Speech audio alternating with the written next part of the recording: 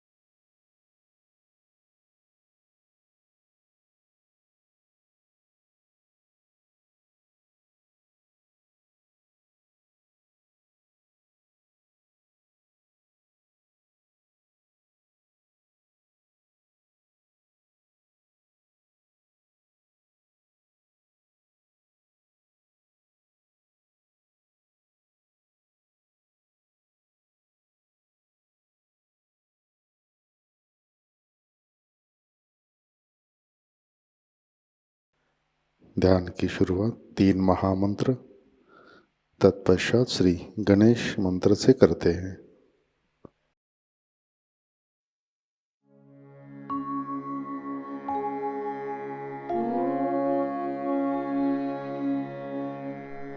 त्वमेव साक्षात्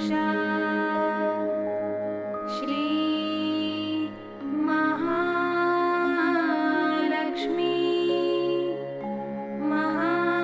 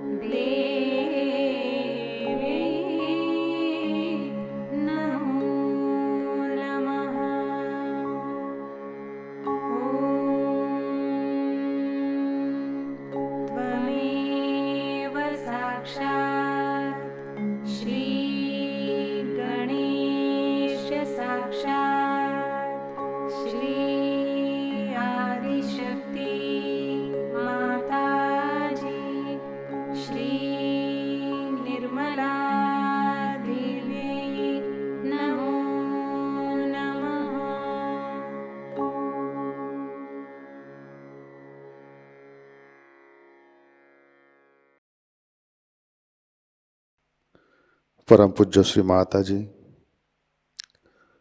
कृपावंत होकर आप हमारे सहस्रार पर विराजिए।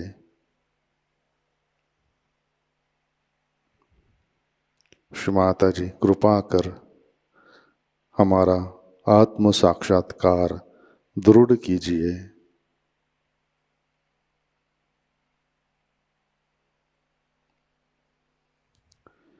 श्री माता जी, हम सब अपना अहंकार और प्रति अहंकार आपके श्री चरणों पर समर्पित करते हैं।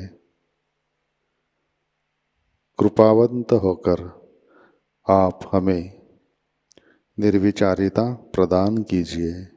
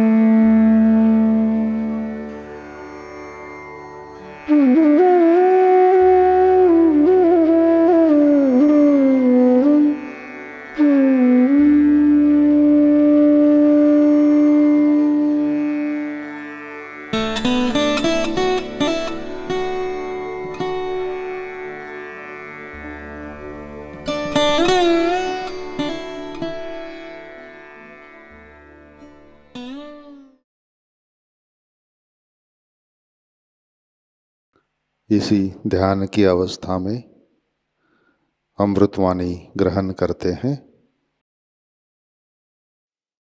But as I told you, there could be good conditionings in the same way, you can have good habits and bad habits.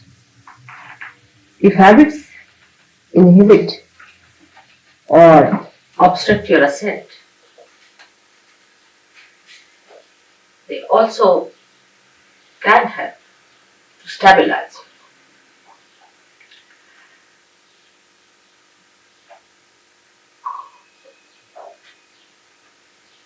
The conditioning comes to you from the matter with which we are dealing every day. When a human being sees a matter, he aggresses it. And he wants to use that matter for his own purpose. He changes the forms of the matter for his own purpose. He starts getting used to matter as comfort or as a help or a guide in life. The more you start depending on matter, the more your spontaneity is finished because you are dealing with the dead.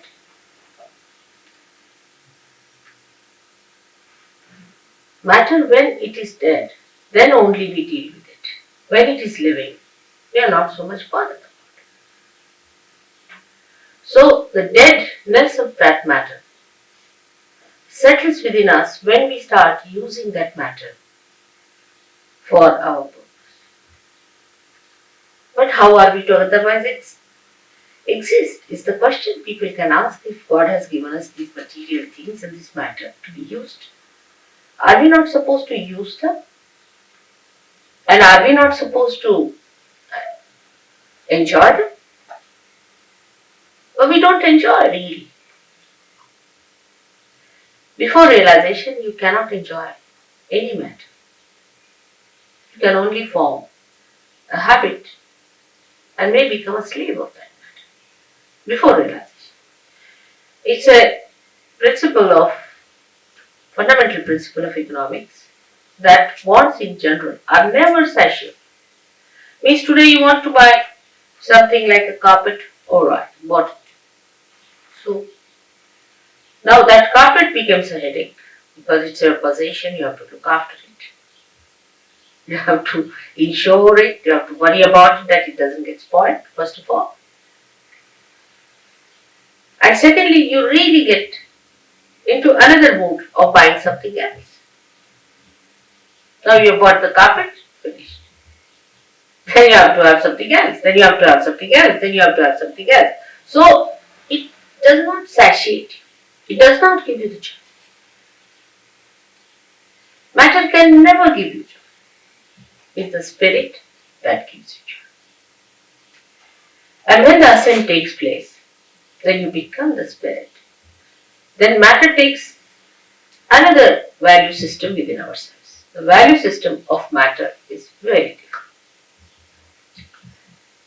As I'm sure Jason must have told you, that when you get your realization, then you start feeling the cool breeze in the hand. In relationship to matter, it's very helpful to be realized so. Because immediately you know what is good for you and what is bad.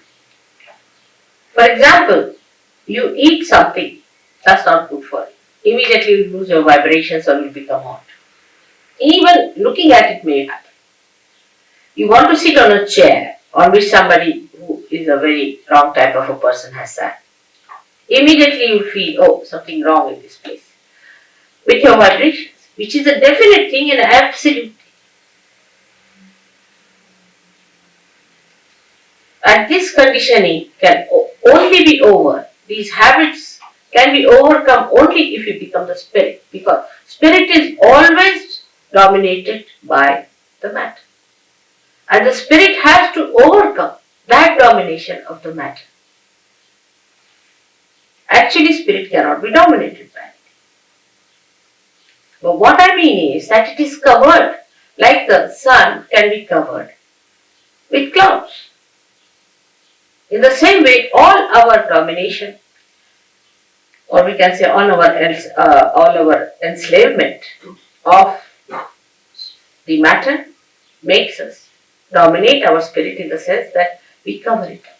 The clouds, we can't see the spirit, we can't feel the spontaneity, which is the beauty of the spirit, we do not feel in a person. So in judging a person, what do we judge? How that person looks, what dress he's wearing, how he walks, what are his formal ways, does he know how to say thank you, sorry or not, you see. All these things impress us very much. What sort of a car he has, what sort of a house. Maybe we may miss a saint. We may miss Christ again because he was a carpenter's son.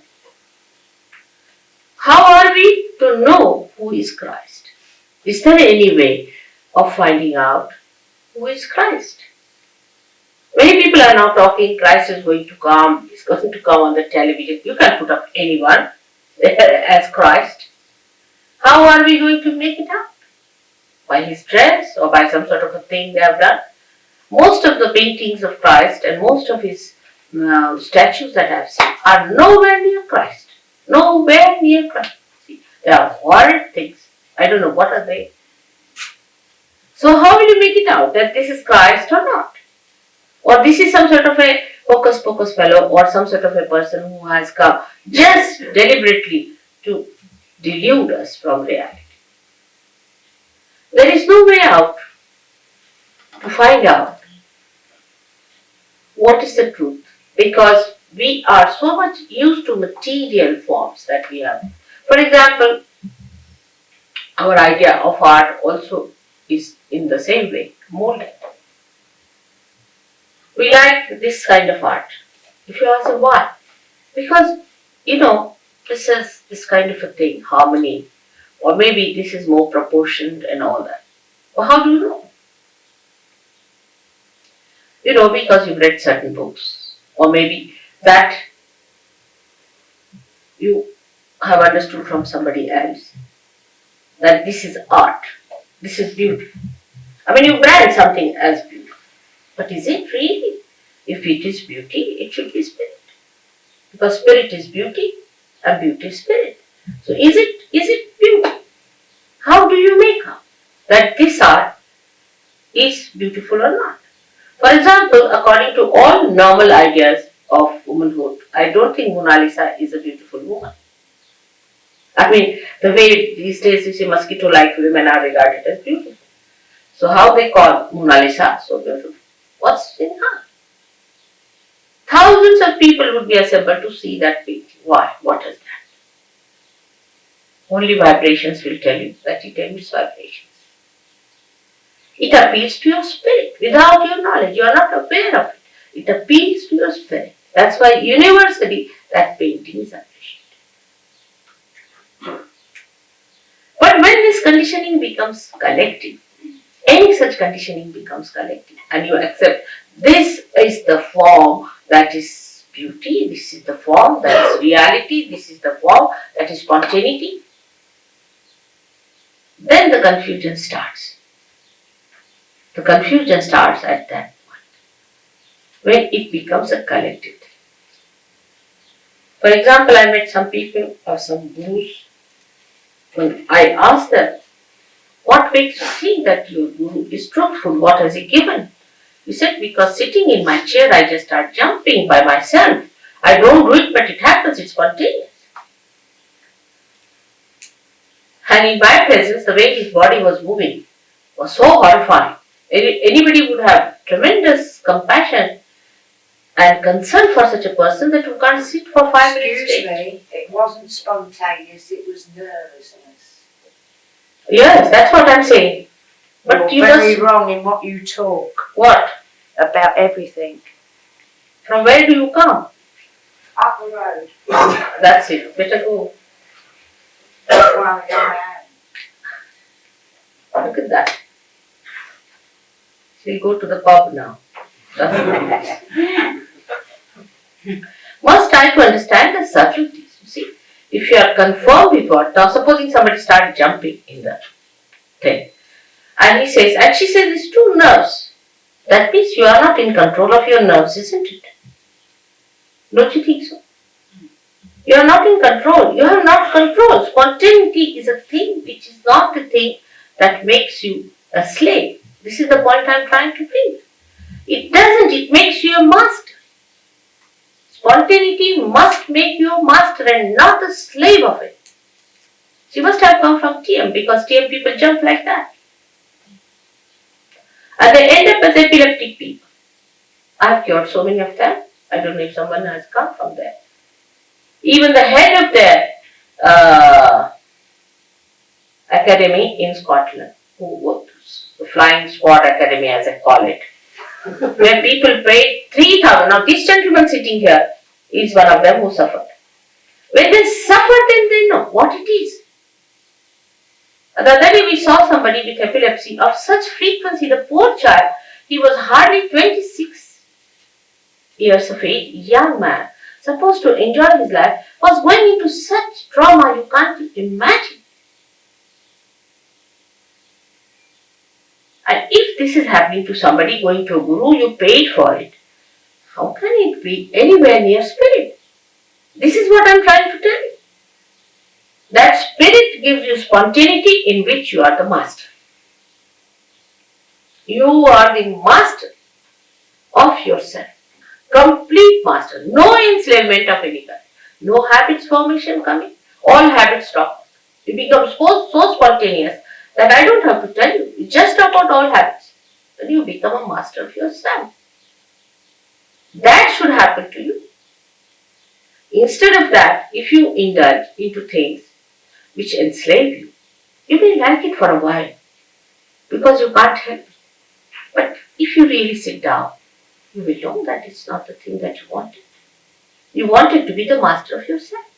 Now here in this map, as is shown, we have two powers, left and right powers. The left power is the power that gives us conditioning.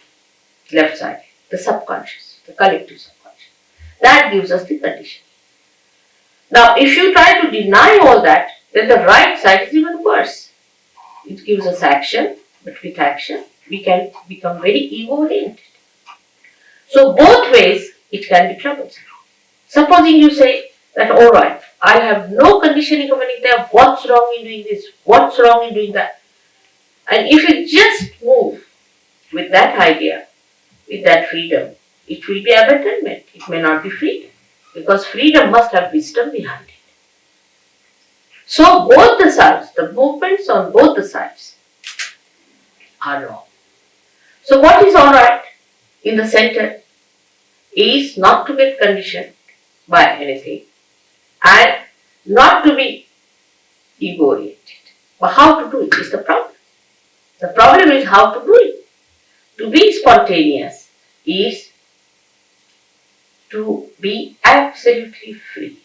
Now I would consider these two powers as say a brake and an accelerator in a car. Now you use both the powers. You use the brake first, you use the accelerator, you try to control these two powers. But first of all, it is difficult to understand how you to use these powers. Gradually, with practice, you know how to drive the car, you become the good driver. After becoming the good driver, still you are not the master. But then you become the master. So today the master within us is the spirit. But before realization, we are not the master. Because the master has not come in our conscious mind. It is not expressing in our conscious mind, in the sense that we are not empowered by its powers. The spirit exists, it has its own powers. But we haven't felt those powers within us. Once we feel the powers of the spirit, we are empowered by our own powers which are there. The powers are within us. These are our own powers. We don't have to borrow from anyone, ask from anyone, they are in ourselves. The spirit is within us. Only thing that spirit has to give light in our consciousness. It has to come in our consciousness. Is in simple medical terminology we can say that the spirit must manifest itself in our central nervous system. So that we should know what we are doing. Not that we start just jumping on the chair, or some people said, oh, you just start doing it. It is a process. It's not correct. You are not in conscious mind. You are doing it out of a process. A process may be coming from outside force. It's not your force, your awareness, your understanding, your power. It is somebody else's because you are not doing it. As matter has a power to overpower us, in the same way, there are some material things, I should say, which are very dangerous, which are placed. For example, now cancer. Take cancer. Cancer overpowers. It's a very serious thing. Cancer overpowers you. You cannot overpower cancer. Take a very concrete example. Now, how is it caused? Doctor say this way, that way. Sahajayoga can cure cancer. Definitely 100%. It can cure. It has cured. Many Sahajogis have cured cancer. How? It's very simple. That you become master of yourself and you master the disease also.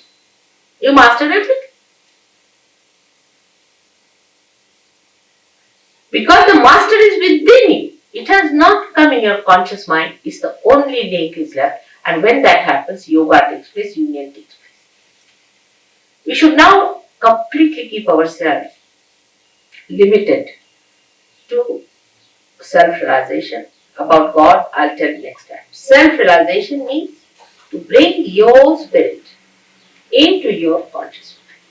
Now, how cancer is caused? Let's see here what happens. It is caused by left-sided activity. Now, left-sided activities are emotional traumas, emotional problems, emotional upheavals, emotional insecurities. Any kind of insecurity can take you to the left side. Little more movement can be these horrible gurus because they hypnotize. They put you to the left. They put some spirit in you, or I don't know what they do, but they put you to the left. Any one of these activities which are not authorized by God, taken to, you go to the left. Because you cannot ascend in the center. So either you go to the left or to the right. When you overdo these things, it's like black magic. You have another thing here I've heard. Some sort of a organization had. And the fellow, you see, he used to, everything he saw moving in the house, he came to Sahajayoga and his water jug was moving there and this was moving there and he couldn't explain what was happening in his room. He was sitting down and he found something moving from here to here. It happens. What is that? What is that doing this kind of a thing which you cannot control? Again we come to the same. Something you cannot control. So you enter into the realm where you are controlled and you are not under your control. And that realm, when you enter in, I have always seen all the cancer patients are the ones affected by this. Most surprising. They are not aware. They do not know how they get into it. For a lady, supposing say she's suffering from an insecurity about her husband or maybe something, or maybe she thinks that her husband may leave her any time, she loves him, whatever it is. Such a woman might get a breast cancer. Because the insecurity is set in one of the centers there, which you can see here, the center of the heart. Center heart as we call it. Now, if this center goes out of order, if a woman feels insecure for anything whatsoever, she is capable, she is vulnerable to be attacked and she can get into cancer. So we have to understand life in totality and not in one way. The total impact of life, the total effect of life, the total relationship with life must be understood. Now, no doctor knows this. Will he know? When he treats a patient for the, say, breast cancer, will he know that this lady is insecure? There's another disease, anorexia. Many girls suffer from. They don't just eat, they just give up eating. Now, you do not know why it happens. Doctors can't cure it. Nobody can cure it. What is the reason? The relationship of a girl, of a daughter with a father. Say father dies and the daughter doesn't see the father. Or she, in heart, she loves her father but she doesn't express it. Or there's some bad relationship that comes between the father and the daughter. You get this double anorexia. You'll be amazed. But it is impossible for doctors to get it. We have some doctors sitting here. It is impossible for any medical science to go near it. Because they do not see a human being in its totality. It's a very delicate instrument God has created.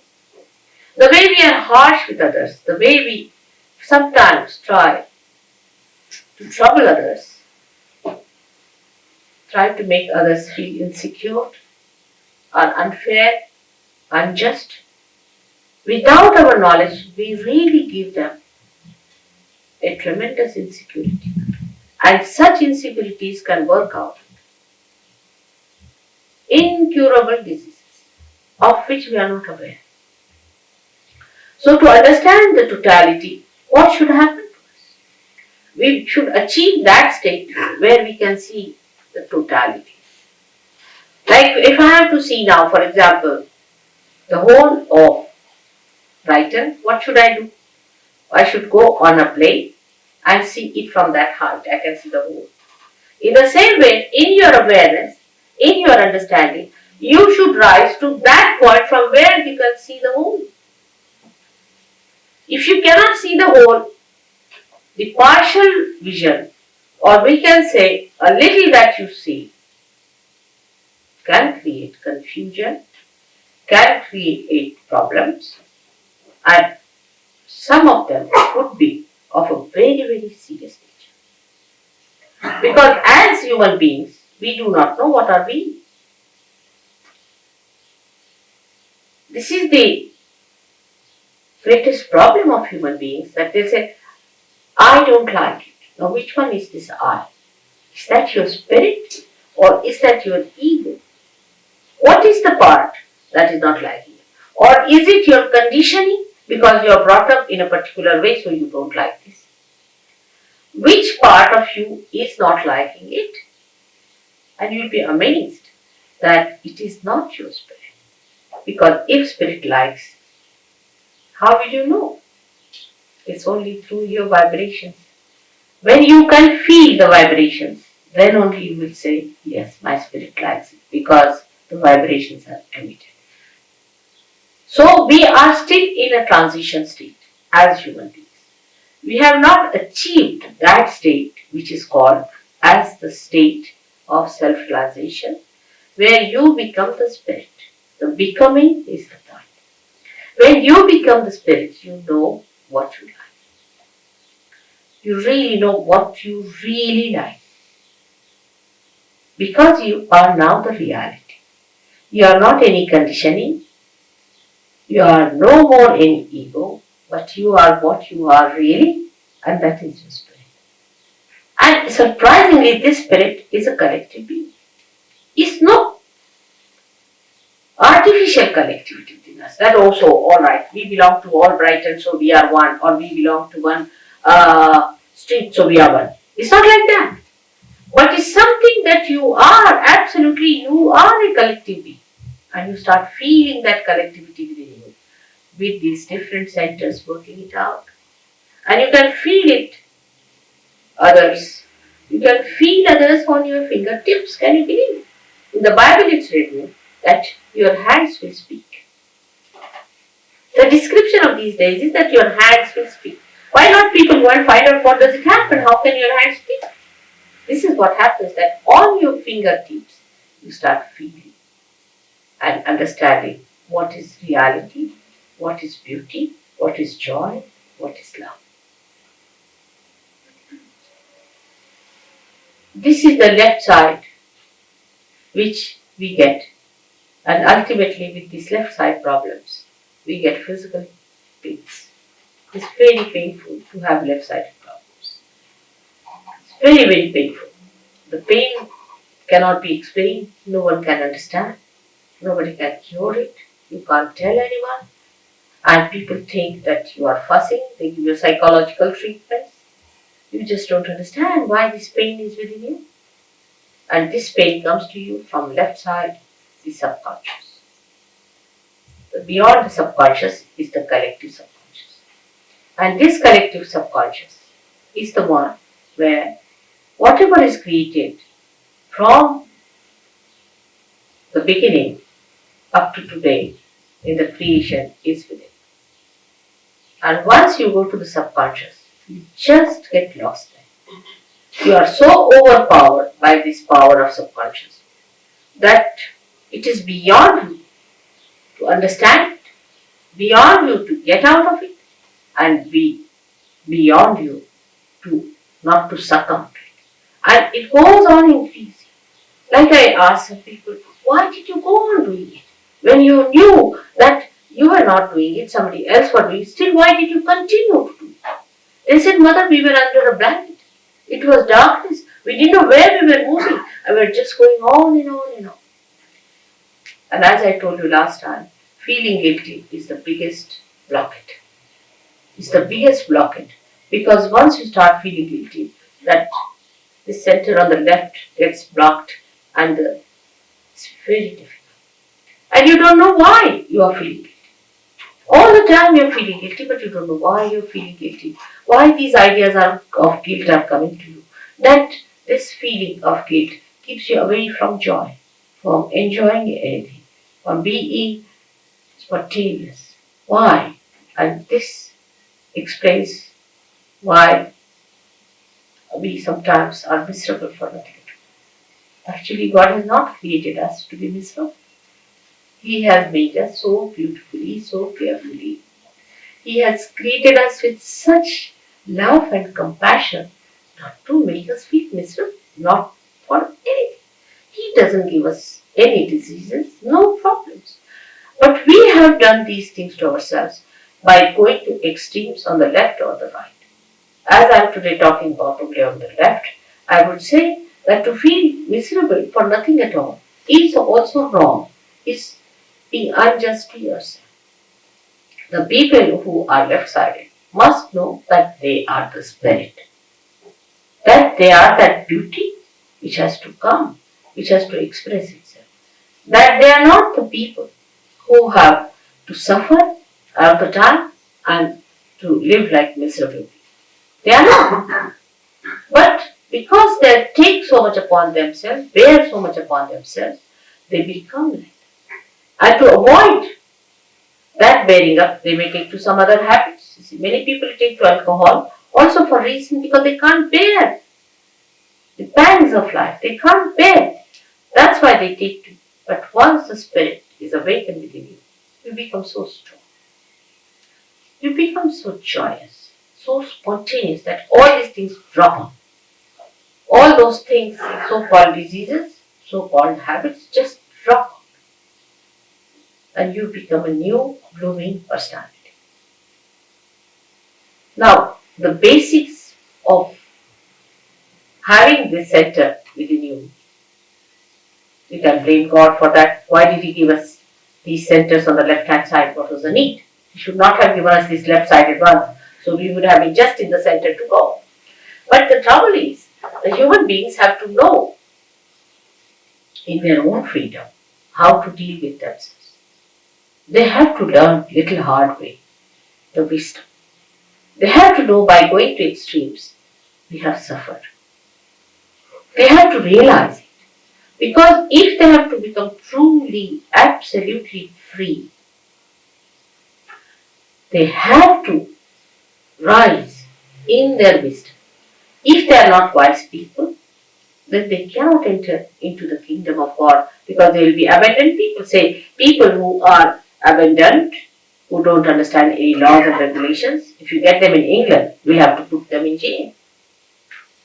In the same way, human beings who have not got that wisdom within themselves, through sufferings only one learns, but we should not ask for suffering.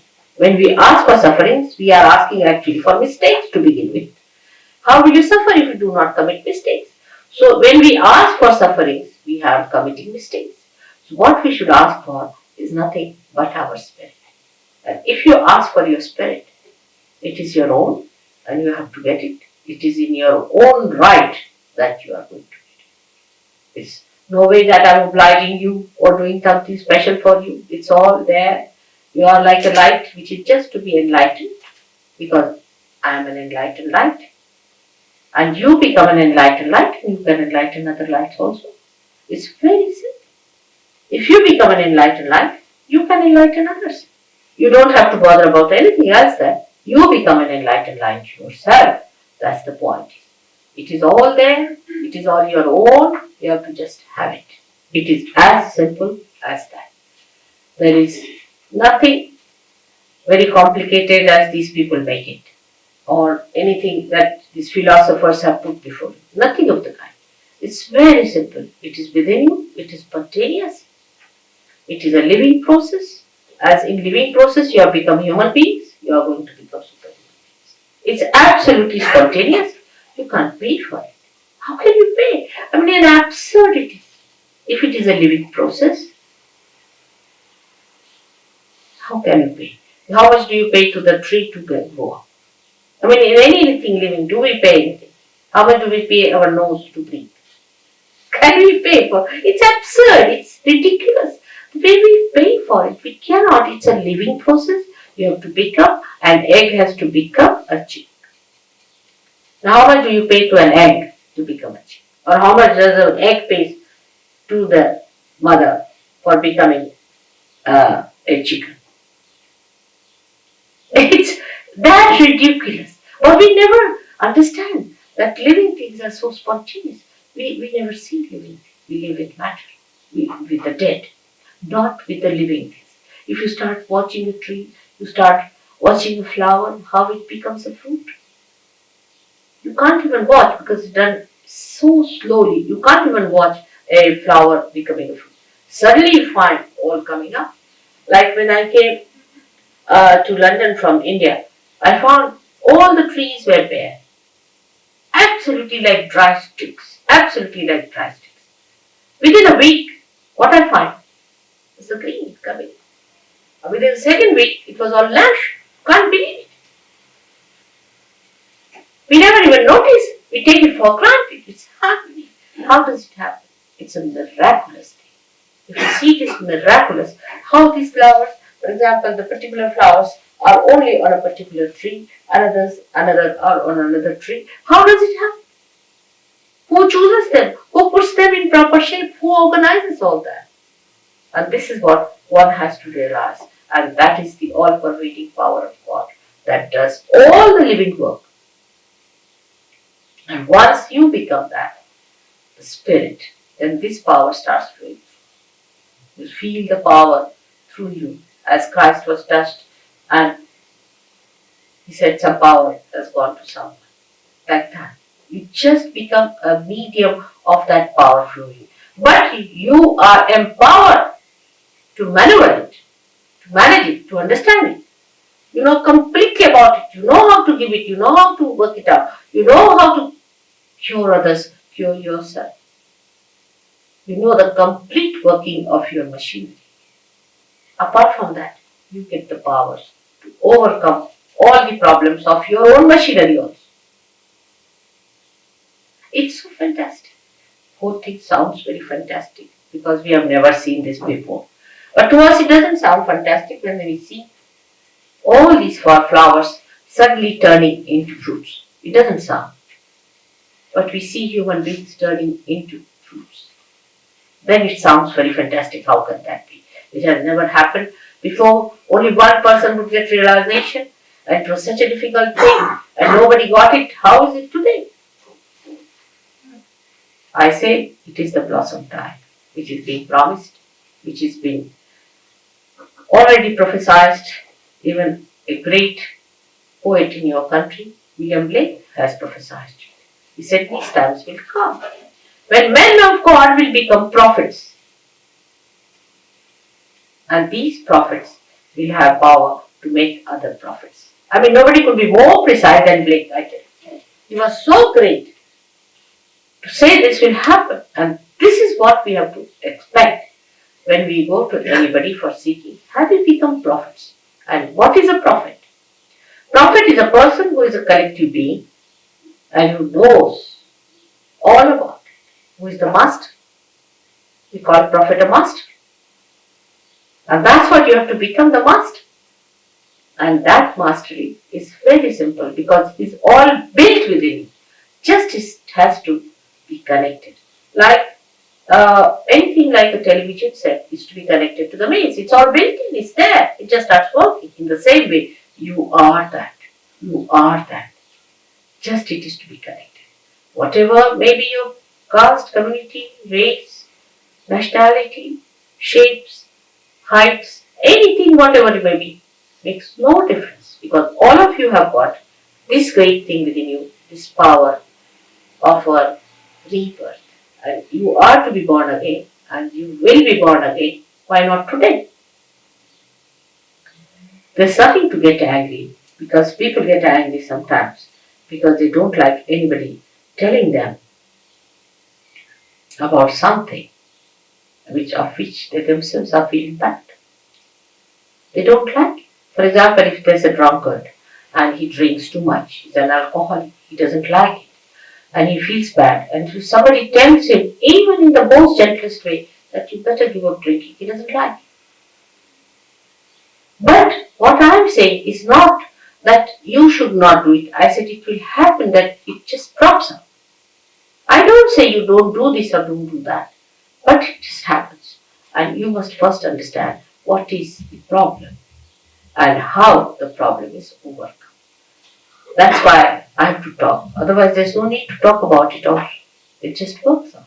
It just works out because you are just ready to have it and you just get it. I don't do anything. I'm just a catalyst, I should say, that it works out. I hope you'll ask me some questions about it first before we go in for any realization. If you have any questions, please ask. You must ask.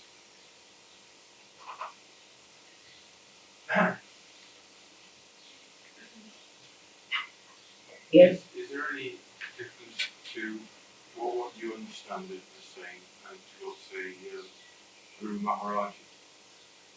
Who? Guru Maharaji. No. I'll tell you one thing. When you talk about any guru, I don't want to go into controversies. Alright? That's first thing I'll tell you.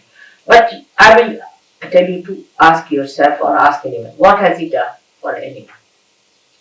Has he been able to give you any power or anyone the power?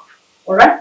Now I can tell you all these who are here, who are realized souls, who are here, they are just like you to look at. Of course, from face you can make out that they are very relaxed and very happy people. But they can cure people, they can give realization to people, they understand everything that is wrong with you and with themselves also. So what has he done to your awareness? Nothing. Now, his disciples, what have they achieved? You ask them, where is the kundalini of this person? What is the problem of this lady? Or what is weighing upon her mind? They won't be able to say. If you cannot even make out what's wrong with another person or with yourself, how are you going to help? All such people, what do they do? Let us see. Simple thing is that they can mesmerize. You may feel happy for a while. It's just like drinking. If you drink, you feel happy. But by drinking, what have you achieved? Have you become master?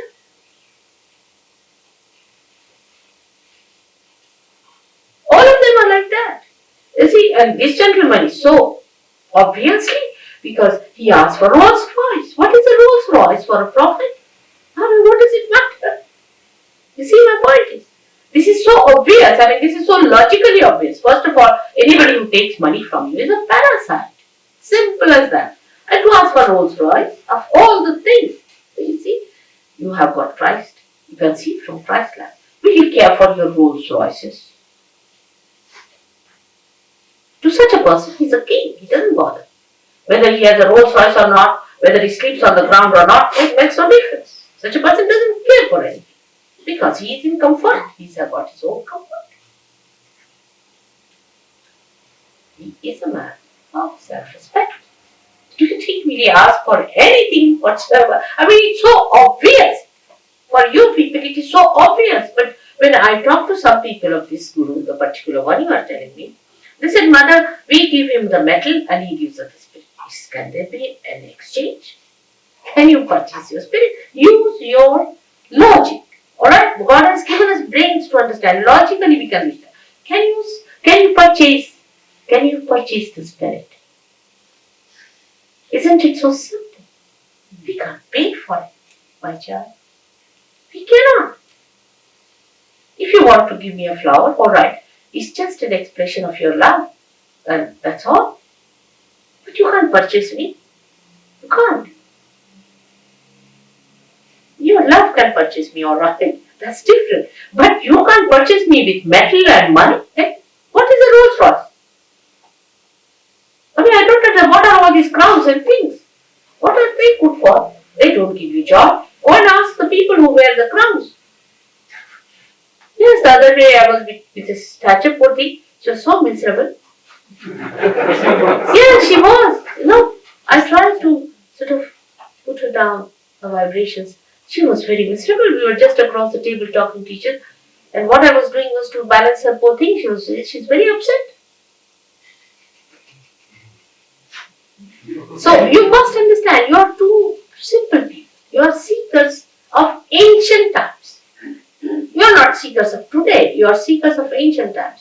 And this time has been promised to you before also. And now you have to fight it. Now you must keep your logic straightforward. I mean, anybody who asks for Rolls Royce, I mean, this is one of the stark examples I would say, cannot be a Hindu. Is a stark example. Absolutely. One of the. But there are subtler ones. He's not so subtle. You will get out of it in no time. I know all of you. But the subtler ones are even worse. Some of them may not even ask for money. May not. I don't know of any, but there may be some. Because I heard about someone who doesn't now take money in India. He has made money here and now he's gone to India and he doesn't take money from them. But the one who has really not taken money, one person whom I know, has been using women.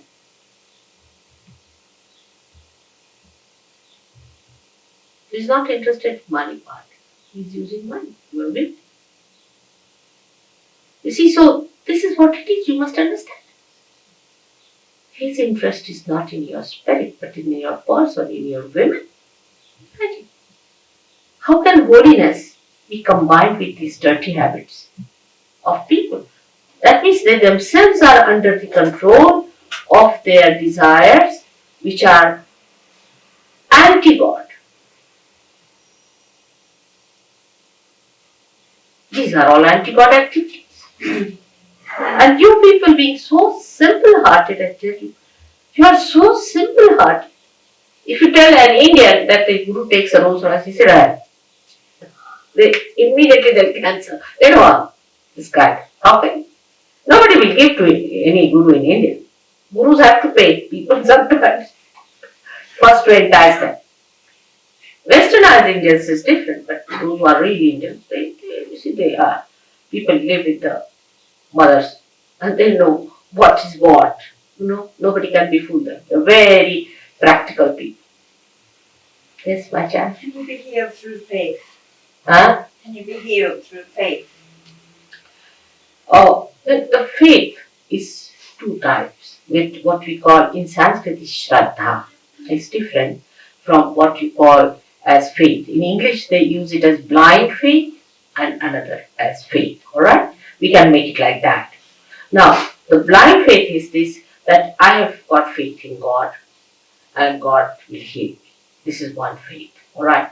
Another is a faith which is enlightened, where I say you are the spirit when you are connected.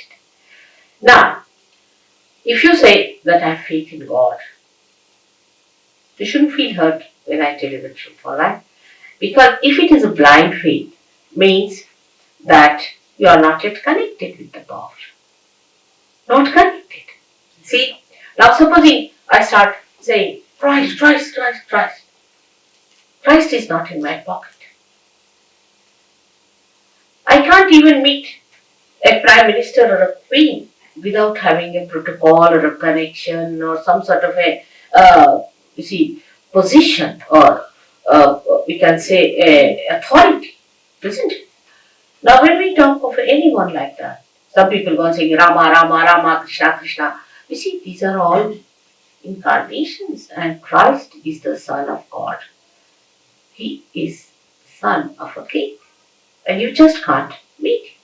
You can't just call him. He's not at your beck and call. He's not your servant. Alright?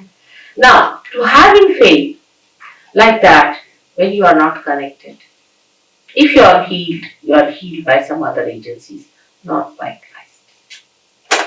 But if you are a realized soul and then you are healed, then it is done by Christ. I'll tell you a difference, a very clear-cut difference of healing.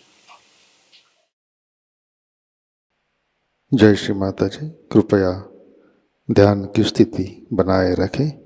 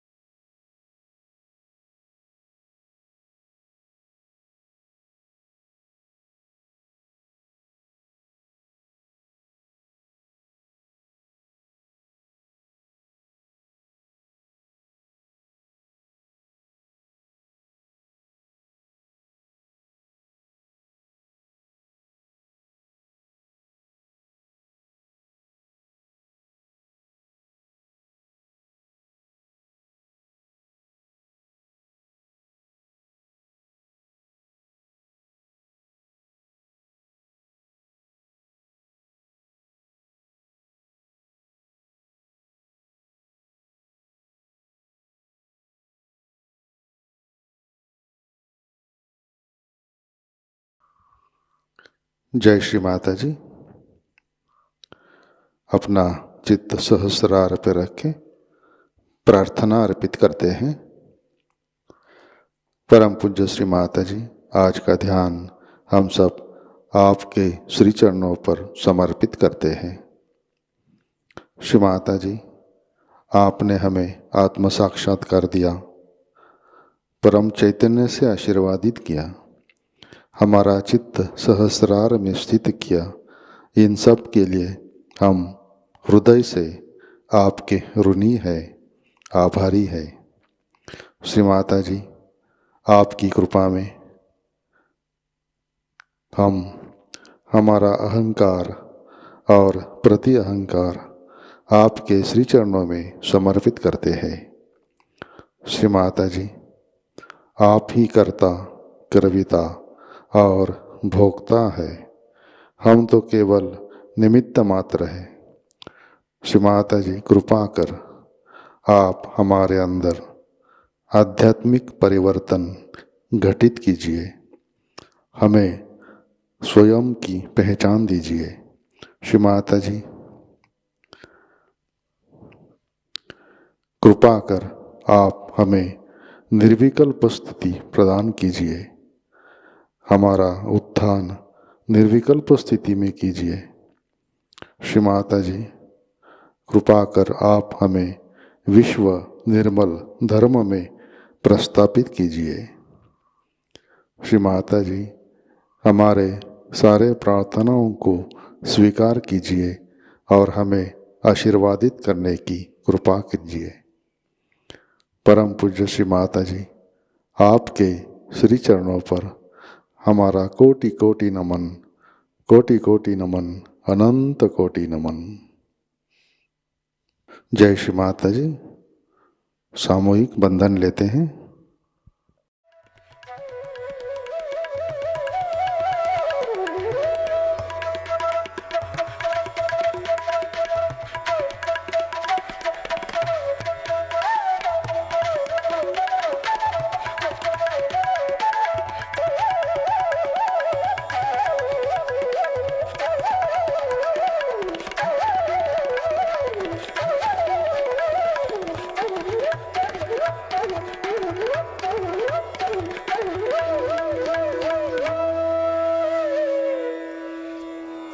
आज का ध्यान सत्र यहीं पे संपन्न होता है।